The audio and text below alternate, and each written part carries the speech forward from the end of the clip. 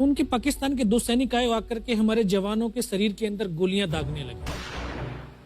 तो मैं बेहोश था, लेकिन इतना बेहोश नहीं था कि उनको सुन ना सकूं या देख ना सकूं। तो जब मेरे सामने वाले साथी को जो सीने में आकर 4-4, 5-5 जो राउंड के ब्रस्ट मारे, डेड बॉडी ऐसे उछलती थी ऊपर की तरफ, सामने वाले को मारा, बगल वाले को मारा, मैं भी इस तरह से ऐसे पड़ा हुआ था। उसने फर्स्ट में यहाँ पर ब्रस्ट मारा, फिर मेरे पैर में 2 जगह पे मारा। उसको मैं देख रहा हूँ कि धुआं निकल रहा है, लेकिन उस गोली की पीड़ा को चुपचाप पड़ा सहता रहा और उनको यकीन हो गया कि इनमें से कोई जिंदा नहीं। फिर बहुत गालियां दी, बूट की ठोकरें मारी। फिर काफी देर के बाद में उनका जो कमांडर था उसने बोला कि इनके वेपन उठा लो, और नीचे जो हिंदुस्तान का पोस्ट है उसके ऊपर दूसरे जो उनके साथी थे उनको सूचना दिया, उसके ऊपर कब्जा हमला कर दो। फिर ये आवाज भी सुनी तो मुझे लगा कि यार आज तो मेरी पूरी टीम खत्म हो जाएगी। तब ऊपर वाले से एक ही प्रार्थना करी कि मुझे इतने जिंदा रख दे कि मैं अपने साथियों तक सूचना दे सकूं और उनको बचा सकूं। और ये सत्य है कि अगर निस्वार्थ भाव और सच्ची श्रद्धा से उस परम पिता परमेश्वर को याद करते हो तो शक्ति जरूर साथ देती है। दोबारा से उसके साथी आए, पाकिस्तान के सैनिक आए और हमारे जवानों के शरीर के अंदर गोलियां दागने लगे। उन्होंने फिर उसी रोटेशन से गोली मारी, फिर भी मेरी बाजू में, पैर में गोली मारी। और तब तक एक विश्वास भी मैंने पैदा कर लिया था कि अगर इसने सर और सीने में गोली नहीं मारी, चाहे मेरा हाथ पैर दोनों ही काट करके ले जाए, मैं उफ तक नहीं करूंगा और मैं जिंदा रहूंगा। मैं उस विश्वास की बदौलत आज आपके सम्मुख भी बैठा हूं। उसने आकर के दोबारा से गोली मारी, तो जब एक कदम आगे गया तो उसने राइफल मेरी सीने की तरफ तानी। तब मुझे लगा यार अब नहीं बचूंगा। लेकिन कहते हैं कि जाको राखे साइयां मार सके ना कोई। और ये इस देश को हम भारत माँ बोलते हैं।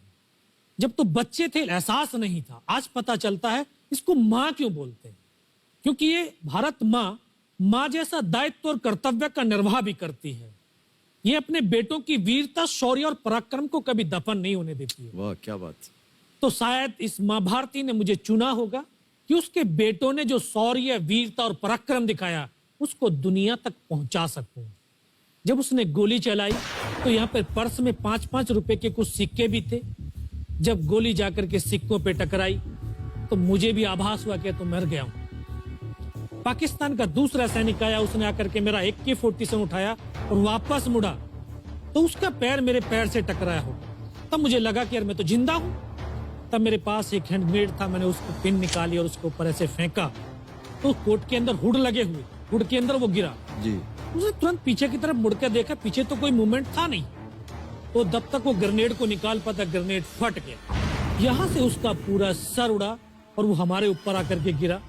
जो पाकिस्तान के दूसरे सैनिक थे उनमें खलबली मची कि इनमें से कोई जिंदा है, कुछ बोले जिंदा नहीं, नीचे से रिइंफोर्समेंट आ गई है। तो उनमें खलबली मची। मेरा पास वही एक मौका था, मैंने दोनों हाथों से उसकी राइफल को उठाने की कोशिश करी, ये हाथ हिला नहीं। एक हाथ से राइफल उठाई, वहां से ब्रस्ट फायरिंग किया, 4-5 पाकिस्तानी सैनिकों को मौत की नींद सुला दी। फिर बाएं हाथ से पलटा खाया, दूसरे पत्थर से 3-4 जगह से फायरिंग किया। तो जो उनका मोमेंटम था, जो हौसले थे, परस्त हो चुके थे, वो भाग खड़े। 2-3 मीटर गया, जाके देखता हूँ सामने उनके लंगर चल रहे हैं, उनका लिविंग टेंट बना हुआ, उनके जो हैवी वेपन का डिप्लॉयमेंट था वो सब कुछ वहां पे लगा हुआ। उस समय जहन के अंदर एक ही पागलपन था, अपने साथियों को बचाना। फिर मैं वापस धीरे धीरे रेंगता हुआ अपने साथियों तक आया। फिर मुझे लगा कि इनमें से हो सकता है मेरी तरह कोई साथी होगा, जिंदा होगा। उनको देखा, किसी का सर फटा हुआ था, किसी के फेफड़े निकले हुए थे। बहुत देर बैठकर रोया भी, फिर अपने आप को संभाला। चारों तरफ बर्फ ही बर्फ, पहाड़ी पहाड़। यह भी पता नहीं कि हिंदुस्तान किधर है, पाकिस्तान किधर है। 2.5 साल की सर्विस, 19 साल की उम्र, न उम्र का तजुर्बा न सर्विस का अनुभव, जाऊं तो जाऊं कहां। तभी एक ऐसी शक्ति थी जो साथ दे रही थी। जब इसी शक्ति का आवाज हुआ, उसकी आवाज का आभास हुआ कि बेटा इस नाले से नीचे लुढ़क जा, मैं बहुत 500 मीटर लगभग नीचे रोल करता हुआ आया और अपने साथियों जो नहीं चढ़ पा रहे थे दुश्मन की भारी फायरिंग की वजह से, वहां तक पहुंचा। फिर उन्होंने मुझे पकड़ा, वो फर्स्ट एड दिया। फिर वहां से जो हमारे कमांडिंग ऑफिसर थे कर्नल कुशाचंद ठाकुर, फिर उनको सूचना दिया। तो ये लगभग 1:30-2 बजे का समय था। वहां से फिर कमांडिंग ऑफिसर तक मुझे ले जाया गया। फर्स्ट एड तो हुआ, लेकिन ब्लड इतना निकल चुका था कि दिखाई देना बिल्कुल बंद हो गया था। जब उनके पास पहुंचा तो उन्होंने बोला, बेटा मेरे को पहचानता मैं कौन हूं? बस अब आवाज सुनाई दे रही है। बोला, मैं तेरा commanding officer colonel Kushal Chand Thakur. मैं, जय हिंद साहब, बहुत तेज सर्दी लग रही है।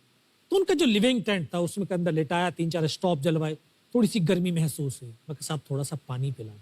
बोला, ठीक है पानी पिलाते हैं। तभी डॉक्टर साहब आ गए, उन्होंने ग्लूकोज की बोतल पिलाई, थोड़ी सी एनर्जी महसूस हुई। उन्होंने बोला, बेटा कुछ बता सकता? मैं कहा, सब बता सकते हैं। तो उनको बताया कि सर ऊपर ये घटनाक्रम हुआ है और ये वहां की इंफॉर्मेशन है। तो लास्ट में उन्होंने बोला कि बेटा जवान की रिक्वायरमेंट क्या है? मैं कहा, साहब जवान की रिक्वायरमेंट अम्यूनिशन और फील्ड पट्टी की है। बोला, खाने के लिए नहीं चाहिए? सर भूख नहीं लगती। बस इतना कहते कहते तभी डॉक्टर ने कौन सा इंजेक्शन लगाया, फिर मुझे पता नहीं कहां पर हूं। फिर होश आया 3 दिन बाद, देखा ऊपर पंखा चल रहा है। पता चला कि 92 बेस हॉस्पिटल श्रीनगर, और वहीं से मुझे बेस हॉस्पिटल दिल्ली रेफर कर दिया और 16 महीने तक उस हॉस्पिटल में मैं रहा। 16 महीने तक आपका इलाज चलता रहा? जी।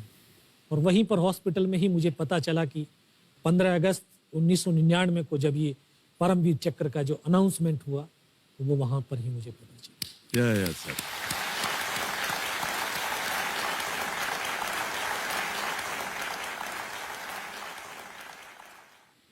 सर हमको यकीन नहीं होता कि कोई भी इंसान जब ऐसी परिस्थितियों से गुजरता है तो उसका बयान कैसे कर सकता है, लेकिन ये आपने अपनी बहादुरी का एक परचम जो है वो फैला दिया है। 15-15 गोलियां आपने खाई हुई अपने शरीर में, और सोच रहे हैं आप केवल देश के बारे में, सर देशभक्ति के बारे में। सैनिक के लिए सैनिक इंपॉर्टेंट नहीं है, उसका राष्ट्र इंपॉर्टेंट है।